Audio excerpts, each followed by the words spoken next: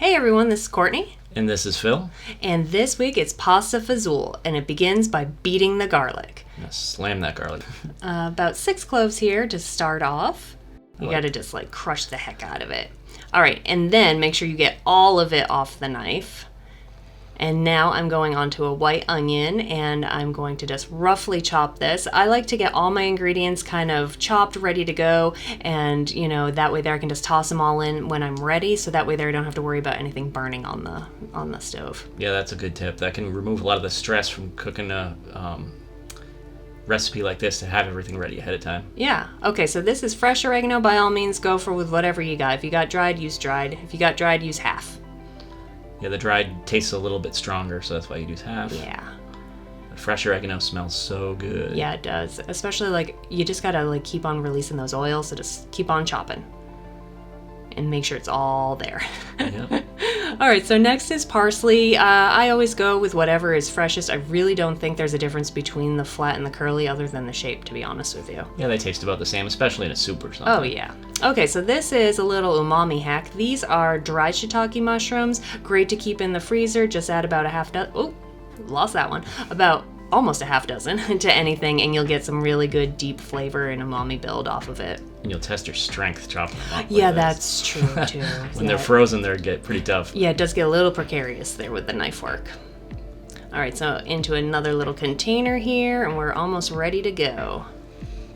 So not that many ingredients if you're kind of following along here. All right, this is San Marzano style tomatoes. It's way cheaper to get the whole ones, and then you get to smush them, which I enjoy immensely. And now you have crushed tomatoes.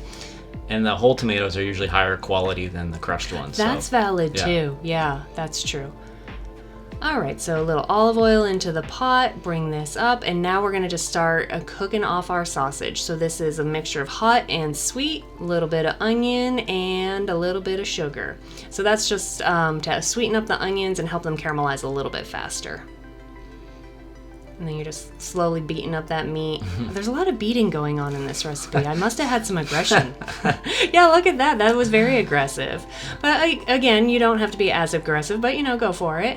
And in here, you said that you put these ingredients, like the mushrooms and the garlic, on top of everything and let it steam for a minute, because if you put it right in and mix it in, the garlic will want to burn on the bottom of the pan. Correct. Ooh, look at that backhand on there. Yeah, I am just doing all the fight moves here.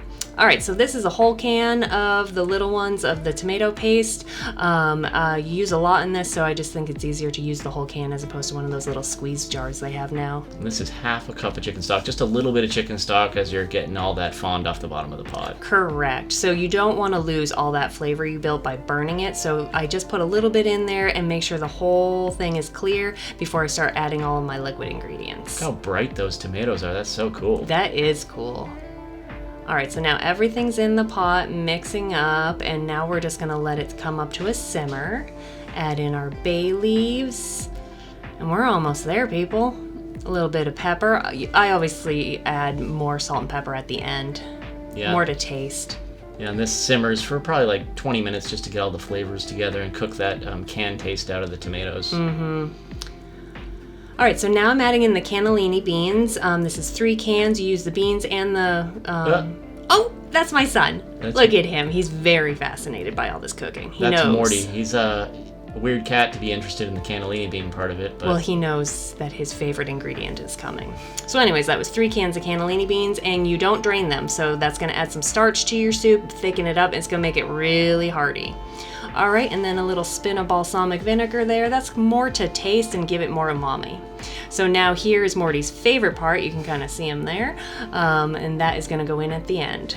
And on here, I put some pasta, cook some pasta. That's just because you have that whole big pot of the soup there. So you can cook as much pasta as you want, depending on how many people are eating. Yeah, if you're doing a potluck or something, you can literally cook the pasta in there, but we kind of eat this throughout the week, and the pasta would get a little bit not good by day 2 or 3. Always put a little bit of pasta water in your sauces, your soups, whatever you're going to put pasta in, and it will help stick to it. Oh, look at that color. Oh my god, that looks so good. Yeah, that is good. A couple of bowls there, and then some cheese too for when you're serving it. Yes, always more cheese. Actually, this is one recipe where I didn't use a stick of butter. Oh man, we must have done something wrong. Let's We go back. must have. Now this is one where you got a lot of starch in there, but it's still good with some bread, just saying. Yeah, this will stick to your ribs. This is a good one. And hearty will last the whole week. Absolutely.